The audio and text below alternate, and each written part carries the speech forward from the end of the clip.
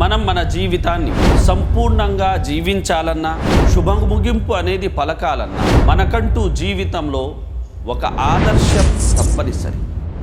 వమా అర్సల్నాక ఇల్లా కాఫ్ఫతల్ లిన్నాసి బషీరం వ నదీరా. ఓ ప్రవక్త సల్లల్లాహు అలైహి వసల్లం, మేము నిన్ను సమస్త ప్రజల పాలిట శుభవార్తనిచ్చేవానిగా, హెచ్చరించేవానిగా చేశాను.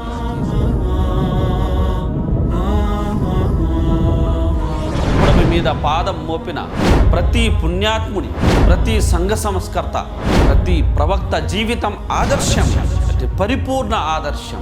అంతిమ దైవ ప్రవక్త సల్లల్లాహు అలైహి వసల్లం.